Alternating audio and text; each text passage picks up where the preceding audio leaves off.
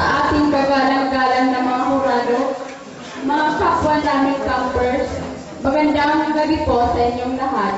Nandito po ang aming grupo upang magtanghal sa inyo ng isang dula-dulaan na aming pinamagtang hanggang kailan ka maglilingkod kay Kristo. Sa isang lugar ng Reyten, mayroong tatlong Kristiyanong nagkasundo, pumayaw at pamahagi ng salita ng Diyos. Inakyat nila ang maraming bundok,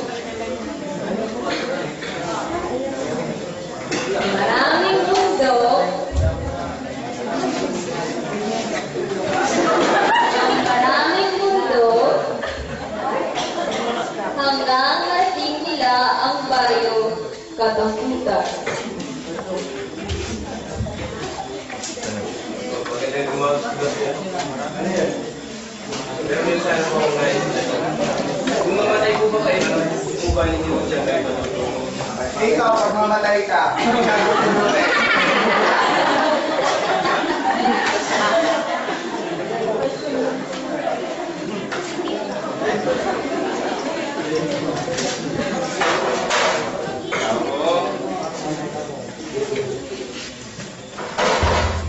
Kung meron po bang tao dyan? wala na tao dito. Prank na ako.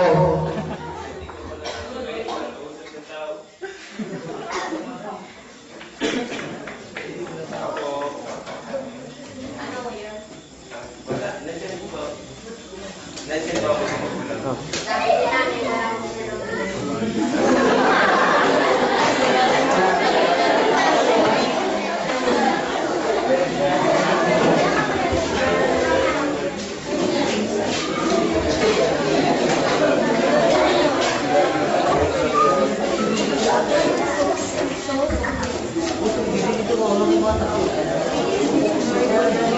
Pagkatapos mabigo sa una nilang narating na baryo, ang isa sa kanila ay sumuko at nagpasyang umuwi na lamang.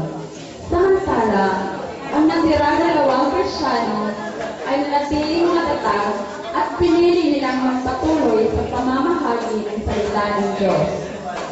Umakyat sila muli ng maraming bundok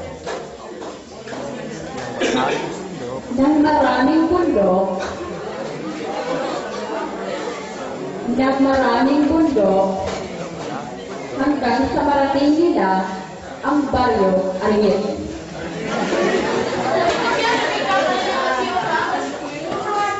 Si Apo Tol, akin mo, nagkakamalita ata eh. Ano yan? Ang kapunti mali madangan natin pang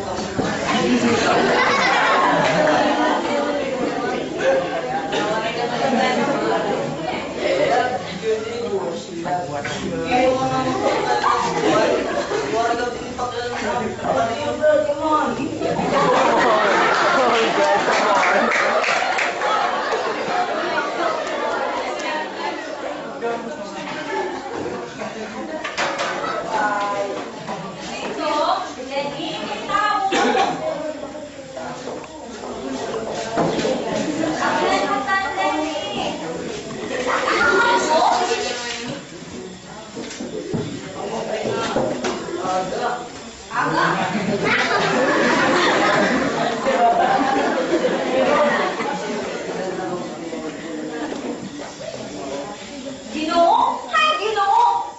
Hay, Ginoo! Dili, pag-iwasay ka na, transportan!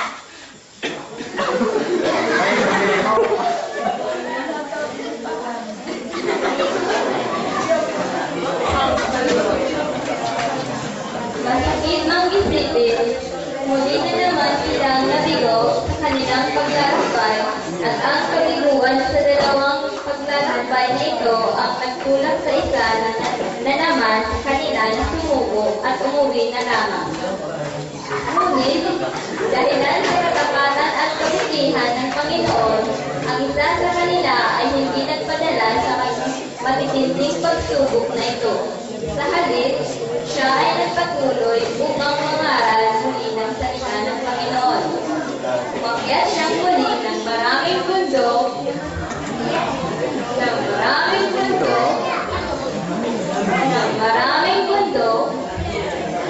kanyang paglalakad ay nakita siya ng ilang batang masayang naglalaro. Ngunit, sa hindi nila inaasahan, ang isa sa kanila ay nadulas at malapit lang mahulog sa bangin. Tinunuan niya ito at sa laki ng katuwaan ng mga batang ito, sinama siya nito sa kanilang mga bahay.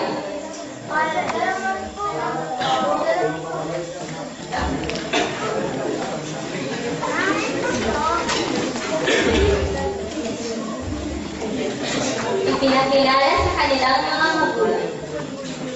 Doon muli siyang nagkaroon ng pagkakataon na mamahagi ng salita ng Diyos.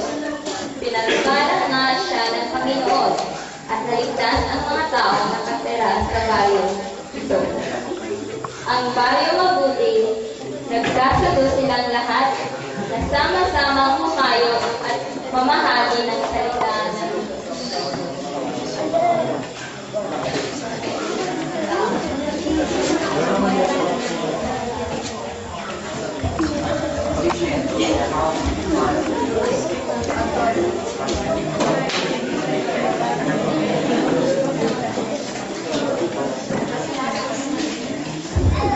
At narito po ang aral ng maikli naming lula.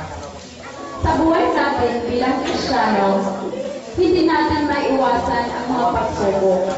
Ang iba ay sumusuko, samantalang ang iba ay nagpapatuloy sa paglilingkod sa ating Panginoon.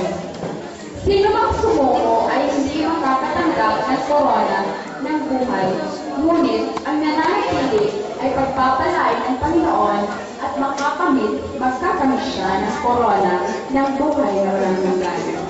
At bago po namin tapusin ang aming maikaling palatuntunin, hayaan namin ibilin ang katanungan ito sa bawat isa sa atin. How far will you go in following Christ? Amen.